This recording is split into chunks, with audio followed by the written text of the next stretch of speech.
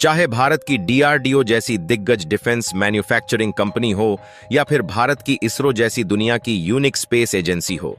इन दोनों एजेंसियों के वैज्ञानिक अब हाथ धोकर ऐसे कारनामे को करने में जुट चुके हैं जिसे या तो गिने चुने केवल एक दो देशों ने किया है या फिर किसी देश ने आज तक किया ही नहीं है।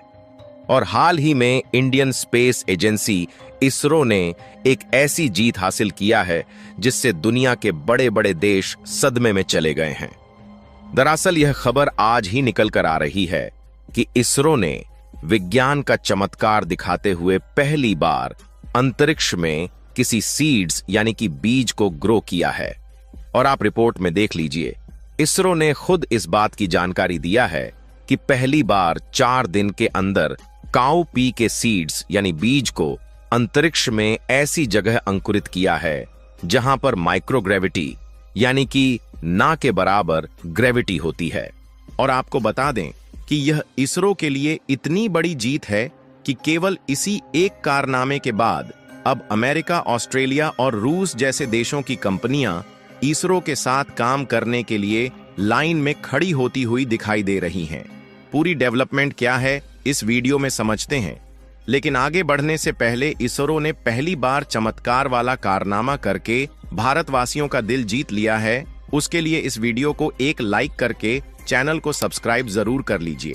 क्योंकि यह आपके लिए तो 1 सेकंड का काम है, लेकिन इससे हमारी काफी बड़ी मदद होती है। दरअसल आज के समय में देखा जाए तो अमेरिका की स्पेस एक्स और नासा से लेकर रूस और चीन जैसे सभी कंट्रीज की बड़ी बड़ी अंतरिक्ष एजेंसियां चंद्रमा और मंगल जैसे ग्रहों पर जीवन की तलाश कर रही हैं। यहां तक कि मंगल और चंद्रमा जैसे प्लैनेट और सैटेलाइट पर जीवन संभव बन जाए, उसके लिए वह अरबों डॉलर यूं ही लुटाए जा रहे हैं जैसे कि मानो अंतरिक्ष के अन्य प्लैनेट और सैटेलाइट को अपनी मुट्ठी में लेने की तैयारी बना रहे हों।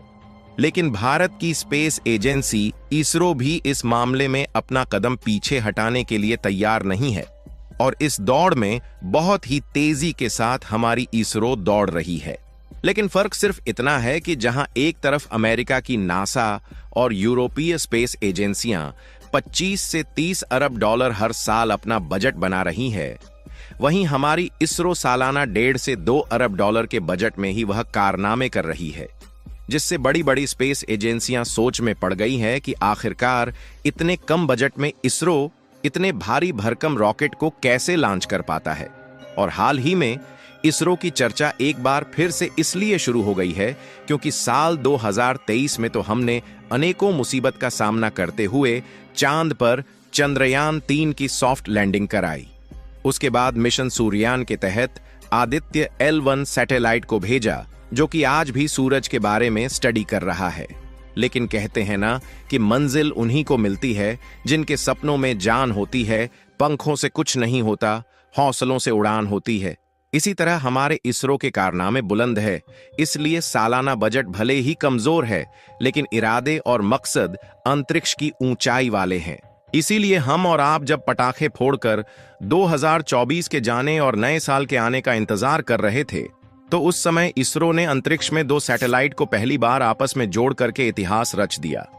क्योंकि यह तकनीक भी कुछ गिने चुने देशों के पास ही थी, लेकिन अब यह हमारे पास भी आ चुकी है और 2 स्पेसक्राफ्ट को आपस में जोड़ने और डॉक करने की टेक्नोलॉजी हमारे पास आ गई है। तो इसी तकनीक का यूज करके हम जल्द ही नासा की तरह अपना भी एक स्पेस स्टेशन अंतरिक्ष में बना लेंगे। और जैसे ही इसरो ने अपना खुद का स्पेस स्टेशन बनाया, तो इसके बाद चंद्रमा पर इंसानों को भेजना हो या फिर मंगल ग्रह पर जीवन की संभावनाओं को ढूंढना हो, यह हमारी इसरो के लिए और भी आसान होने वाला है। इसके अलावा जब बात होती है अंतरिक्ष में पौधे उगाने की, तो इसरो ने अब यह भी करके दिखा दिया है और इस मामले में भी हमारा भारत पीछे नहीं है। और हाल ही में इसरो ने इस बात की जानकारी दिया कि अब अंतरिक्ष में भी जीवन पनपना शुरू हो गया है और इसरो ने पहली बार अंतरिक्ष में जहां पर ग्रेविटी ना के बराबर होती है, वहां पर काउपी यानी जिसे लोबिया कहा जाता है, इसी के बीज को 4 दिन के भीतर अंकुरित करके दिखा दिया है और जल्द ही इसमें पत्ती निकलने की उम्मीद है, जिससे इसरो ने यह साबित कर दिया है कि अंतरिक्ष में भी खेती संभव है।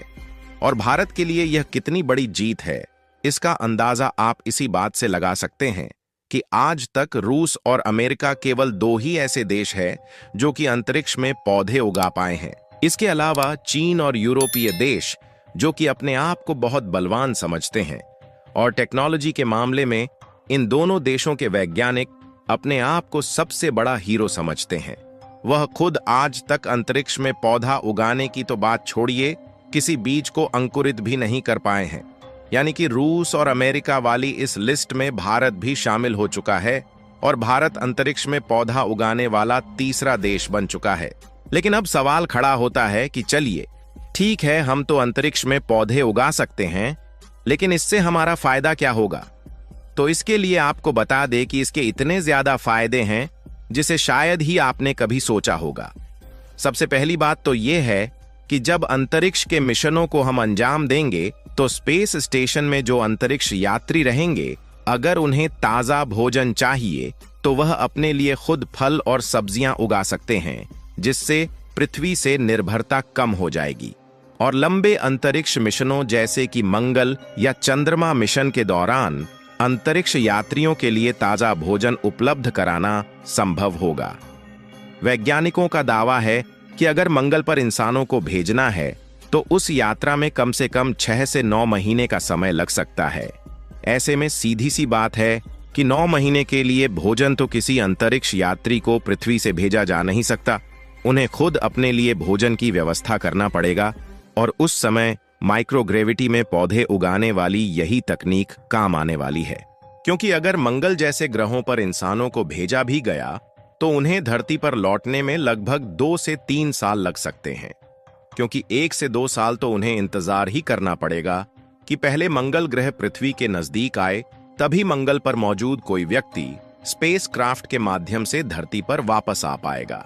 फिलहाल अगर मंगल पर जाने की सोच को दूर भी रखा जाए तो इसके अलावा माइक्रोग्रेविटी में पौधों के डेवलपमेंट की स्टडी करके पृथ्वी पर सूखा, बाढ़ और अन्य विषम परिस्थितियों में भी खेती के नए तरीके खोजे जा सकते हैं। कहने का मतलब यह है कि यह एक भले ही छोटा सा एक्सपेरिमेंट है,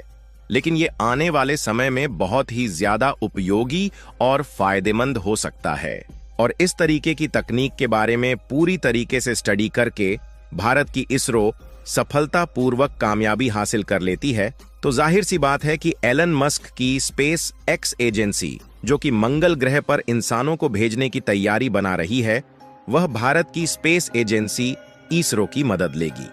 जिससे इस तरीके के बड़े प्रोजेक्ट में शामिल होने से भारत का झंडा मंगल ग्रह पर तो लहराएगा ही, साथ ही इससे इसरो को काफी ज्यादा पैसा भी मिलेगा।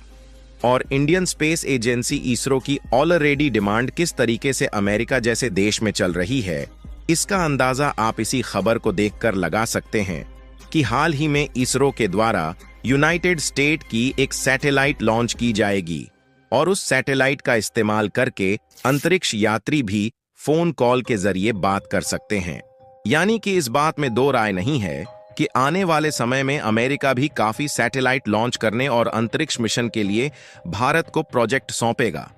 और क्योंकि एक एक सैटेलाइट की लॉन्चिंग कीमत ही कई 100 करोड़ रुपए में होती है, तो इससे इसरो को एक मोटा पैसा मिलने की उम्मीद है। बाकी आप लोग कमेंट बॉक्स में इसरो की इस जीत के लिए बधाई जरूर दें और इस वीडियो को एक लाइक करके अपने मित्रों तक शेयर जरूर करें ताकि उन्हें भी जानकारी मिल सके।